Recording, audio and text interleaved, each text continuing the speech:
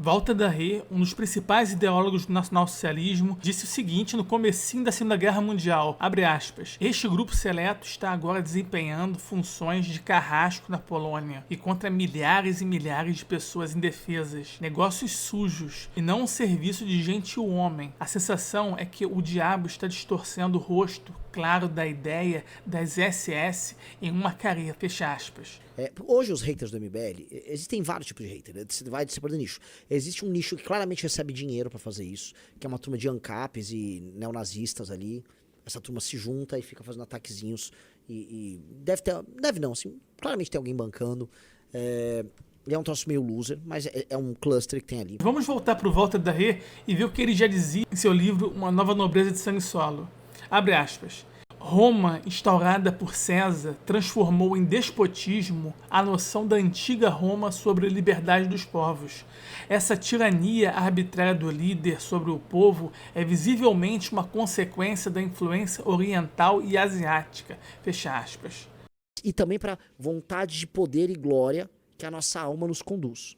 Então a nossa alma tem uma vontade de expansão gigante, especialmente a dos melhores homens. Os melhores homens, quando eu falo homens, incluo todos, os melhores humanos, eles têm uma vontade de expansão, uma vontade de, sabe, quero cruzar o mar, eu quero o infinito, eu quero saber o que está lá do outro lado, eu quero conquistar, eu quero botar meu nome na história. Esses são os caras que fazem a história acontecer. A roda da história é movida por esses caras. Só que eles movem essa roda e muita merda acontece no processo. E a real é, muita merda acontece quando você move a roda da história. Vai dar merda, mas é a história também. São as duas coisas. Tipo, o Alexandre o Grande é meu ídolo. Ele é demais. Cara, mas ele matou um monte de gente. Ele destruiu Tebas. Ele cometeu atrocidades no caminho. Entendeu? O Júlio César é incrível. O Júlio César, incrível. Cara, ele cometeu um genocídio com os gauleses. Entendeu? Mas era o Júlio César, cara, assim. Quem move a roda da história faz isso. E ainda no livro Uma Nova Nobreza de Sangue Solo, Walter da Rê escreveu o seguinte, abre aspas, não há dúvida de que o Império dos Césares realizou quase completamente o objetivo das aspirações do mundo moderno, a economia mundial internacional, uma vez que a bacia do Mediterrâneo era, pelas suas costas, a totalidade do mundo conhecido. Por outro lado, humanamente falando, o Império Romano apenas se baseou em um caos de povos.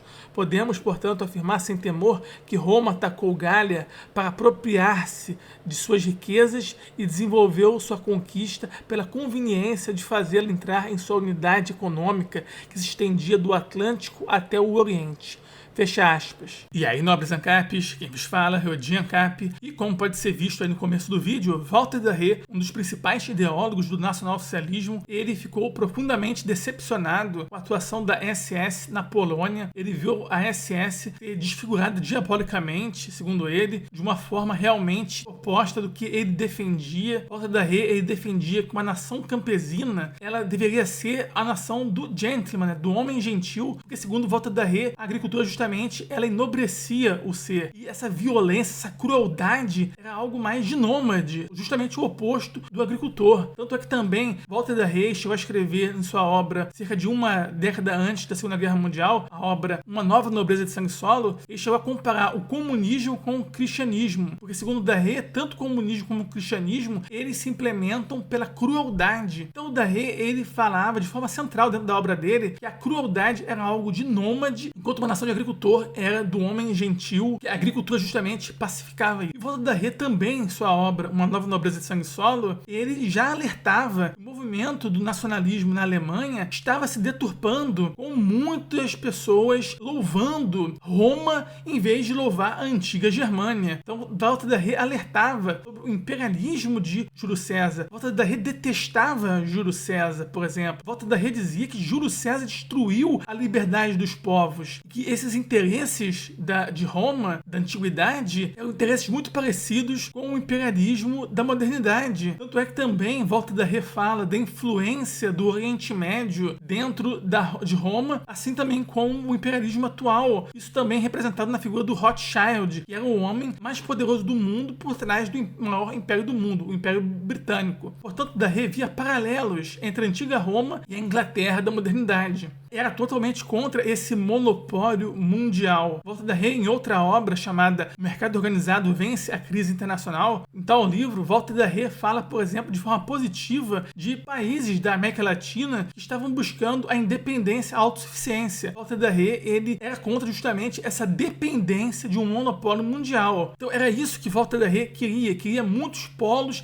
independentes e autossuficientes contra esse monopólio. E Volta da Rê dizia que Roma queria apenas explorar as outras nações, algo totalmente oposto ao nacionalismo que ele defendia. Todo Volta da Rê via com desconforto pessoas que se diziam nacionalistas, mas que estavam mais inclinados ao ideal de Roma. E um cara que era mais inclinado ao ideal de Roma era justamente Adolf Hitler. Adolf Hitler não via os antigos germânicos, como eu já disse até no vídeo meu inicial aqui sobre Volta da Rê, vou deixar aí no card. Hitler achava que os antigos germânicos não tinham passado, que bom mesmo é o ideal de Roma. E uma ala do Partido Considerável também tinha essa visão. E era também uma visão nietzschiana, de vontade de poder, e não de vontade de verdade. A ala do partido diferente disso é justamente a ala do Volta da Rê. E ele defendia, assim, muitos princípios. Ele até mesmo chegou a ser criticado de ser idealista. E Volta da Rê falava muito de princípios. Volta da Rê falava que o princípio de sangue-solo valia para todos os povos. Ele justamente via a agricultura como base da fundação de uma nação. Tudo começava na agricultura para da Rê. Nietzsche detestava o idealismo alemão. E a figura mais emblemática do idealismo alemão foi Kant e o seu famoso imperativo categórico, que buscava justamente princípios que valessem para todos, princípios racionais. Isso já remontava já lá ao idealismo da antiga Grécia. O principal alvo de Nietzsche era Platão. Eu não vejo nenhum problema em criticar Platão.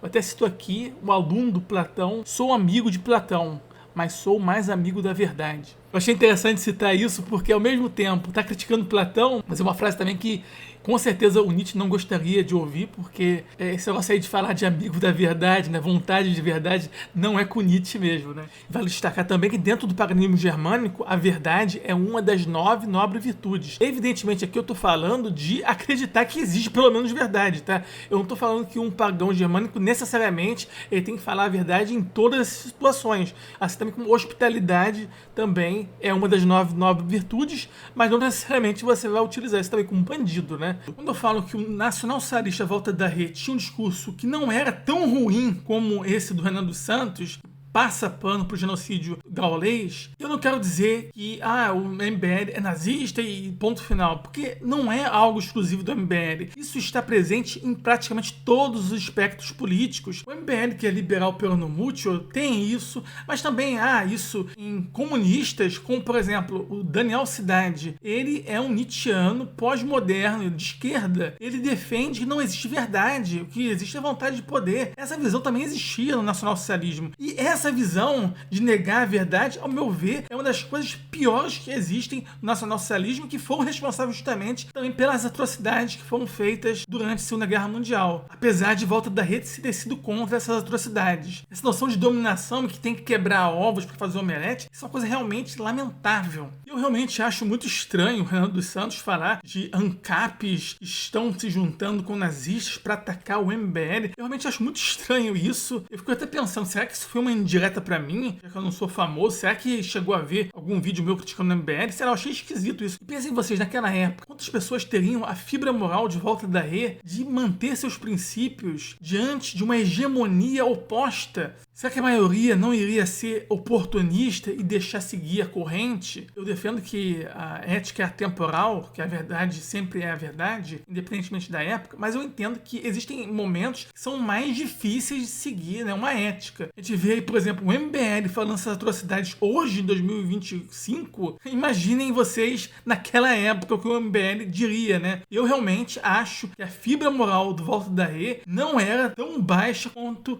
certos membros do MBL, sinceramente. Mas eu digo aqui pra vocês, não é algo só do MBL. Hoje a gente vê no debate público atrocidades aí sendo ditas que são piores do que até mesmo o discurso de um nazista, como eu mostrei pra vocês. Tem aí na minha capa aí o Asterix, justamente por causa da fala do Renan dos Santos, passando pano pro genocídio gaulês. O Asterix, ele tem um chapéu parecido comigo. Teve até gente aqui no canal falando dele, né? Falando que eu lembrava o Asterix e tal. Eu fico até lisonjeado, eu acho que é até nostálgico. O Asterix é um personagem que me lembra até o Super Mario nesse sentido de ser um desenho e também de ser um personagem jogável no Super Nintendo, sabe? Me lembrava, de certo modo, tem uma certa nostalgia, uma lembrança muito gostosa desse personagem, né? Mas eu não sou mainlet, eu tenho quase 1,90 m. E também eu não me lembro muito bem das narrativas clássicas. Eu via mais das clássicas, eu acho. Eu sei também que tem umas novas aí, mas eu não tô por dentro. Teve uma do ano passado da Netflix, bem atrás, ainda mais quando tem Netflix no meio, né? Então não sei se houve alguma lacração. E também existe a diferença também de Galia, que não é exatamente a religião que eu tenho, né?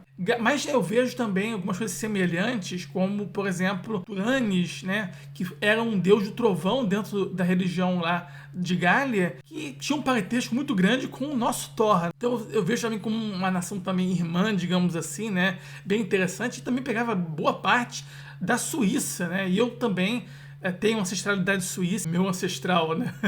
Asterix e o Gaulês, né? Enfim, eu acho triste, né, sabe, o Renan defender isso. Pra que isso? Pra ter um monopólio de Júlio César? Um cara dominar aí, cobrar imposto em continentes na África, na Ásia, é isso? E Walter de Arrée não foi o único nacional-socialista que se decepcionou com os rumos na prática do movimento. O próprio pai do nacional-socialismo, que não foi Adolf Hitler, foi Feder, que criou justamente o nacional-socialismo antes da chegada de Hitler. Hitler entrou no partido depois de ter visto uma palestra do Feder. Não foi Hitler que criou o partido. Feder também tinha essa questão desses princípios. Feder tinha um livro explicando os 25 pontos do Partido Nacional Socialista. E um dos primeiros pontos, igualdade de direitos entre as nações. E Feder explica no livro dele que um alemão não poderia governar um indiano, assim como a recíproca é verdadeira. E um indiano não poderia governar um alemão. E ele também falava da China também. E falava da autonomia da China, da Índia. Curiosamente, duas nações que foram oprimidas justamente pelo imperialismo britânico. Também nesse livro, o Feder,